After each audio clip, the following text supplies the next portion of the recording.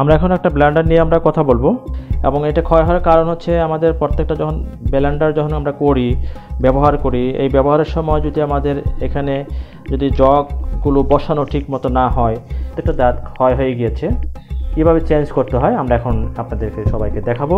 আপনারা সবাই আমার এই ভিডিওর সাথে থাকবেন।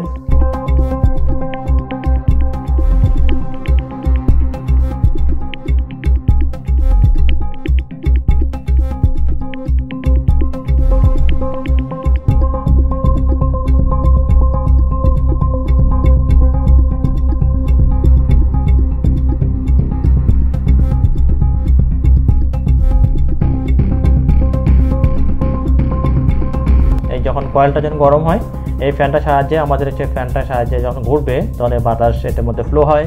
ফ্লো হওয়ার সময় তখন ওই কয়েলটা ঠান্ডা থাকে। রোটারি এবং আর্মেচার কয়েল আছে এখানে এবং এটা সুইচ বোর্ড। এটা সবসময় খোলার সময় হচ্ছে ডান দিকে খুলবে আর বাম দিকে হচ্ছে এই জিনিসটা লাগবে। এভাবে দুই দিক দিয়ে আপনার স্ক্রুড্রাইভার দিয়ে প্রেশার দিলে আপনার এটা খুলে যাবে। দেখেন খুলে গেছে। আর ওটা প্রেশার দিবেন, এটা চাপ দেওয়ার পরে এটা এই খুলে গেল। প্লাস দিয়ে ধরে আপনি এটাকে আমরা এখন এটা ফিটিং করবি। এটা একটা নোজ প্লাস দিয়ে এটাকে ভালো করে ধরে নিতে হবে। ধরে নেওয়ার পর নোজ প্লাস দিয়ে ধরার পর আপনি এখানে এভাবে ঘুরিয়ে বাম দিকে ঘুরিয়ে এটা এইভাবে ফিটিং করব। এভাবে ফিটিং করে আমরা এভাবে ফিটিং করে দিচ্ছি। এই ফিটিং হয়ে গেল। আমরা সবসময় এটা বাম দিকে ঘুরিয়ে এটাকে ফিটিং করতে হবে। আমরা কুলিং ফ্যান যে কয়েল যে ঠান্ডা করার জন্য আমার ফ্যানটা আছে এটা আমরা এখন ফিটিং করে দিচ্ছি। ওটা পুশ করলেই হয়ে যাবে। এই যে হয়ে গেল আমাদের। আমরা সবসময় ব্যাক কভারটা ফিটিং করার সময় কয়েলগুলো আমাদের ঠিক মতো আছে কিনা, ওয়্যারগুলো তারগুলো ঠিক মতো ড্রেসিংটা ঠিক করে দিতে হবে। এসি কর্ডের লাইনটা যেভাবে আছে এটা সুন্দর মতো গুছিয়ে দিতে হবে যাতে আমাদের কয়েলের সাথে কোনো সময় যায় বা মোটরের সাথে বা কুলিং ফ্যানের সাথে না বাজে আর কি। এটা সবসময় খেয়াল করতে হবে। হ্যাঁ,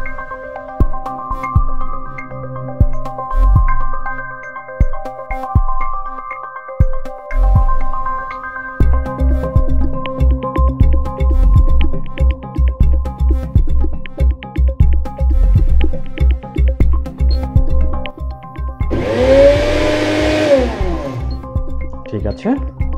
আমরা এখন জগের আরেকটি অংশ আছে, এই অংশটি নষ্ট হওয়াতে আমরা এটা এখন কীভাবে খুলবো এখন আমরা দেখাচ্ছি কীভাবে খোলা যায় সেই জিনিসটা আপনারা এখন দেখেন। আমরা এই নবটা খুলে ফেলবো। এখানকার পিছনে যে অংশটা এটা খুলে ফেললাম। এগুলো হচ্ছে আপনার সবসময় হাত দিয়ে অনেক সময় ধরতে গেলে বা এটাকে খুলতে গেলে যেহেতু আমাদের এটা নষ্টটা খুলতে হবে, তাহলে খোলার সময় কিন্তু সবসময় আমাদের কিন্তু খেয়াল করতে হবে যাতে এটা হাত না লাগে কেটে না যায়। এবং একটা কাপড় নেবেন, এরকম একটা কাপড় নিয়ে আপনাকে এটা ভালো করে ধরে রাখবেন। ধরে রাখার পরে আপনি ভালো করে এটাকে নোজ প্লেয়ার দিয়ে ভালো করে এটাকে প্রেশার দিয়ে আপনার ডান দিকে খুলে ডান দিকে জোরে করে এভাবে খুলতে হবে। হ্যাঁ, এই যে আমাদের খুলে গেল। হ্যাঁ, এভাবে আমাদের প্রত্যেক এই জিনিসটা এভাবে খুলে নিতে হবে।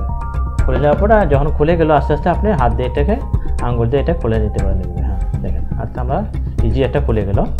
হ্যাঁ, এই পার্টটা আমাদের এখন নতুন আরেকটা কিনতে হবে। কিনে আরেকটা হ্যাঁ দেখেছেন এখানে দাঁতগুলো কীভাবে ক্ষয় হয়ে গেছে। এখন আমাদের একটা লাগাতে হবে। এখন এটা কম হওয়াতে আমরা এখন এটাকে কী করব, এখন এখান থেকে যেহেতু কম ইউজ করা হয়, যেহেতু আমাদের আরেকটি জগের আমাদের এই জিনিসটা নষ্ট হয়ে গেছে, তাহলে আমরা এখন কী করব, এখান থেকে এটাকে খুলে নিয়ে আমরা ওটাকে এই জগে আমরা এখানে ফিটিং করে ফেলবো। এবার কাপড় দিয়ে ধরে নিতে হবে ভালো করে যাতে আমাদের হাত কেটে না যায়, খেয়াল করতে হবে। আস্তে করে এটাকে ভালো করে ডান দিকে এখন আমরা এই জিনিসটা খুলে নিব।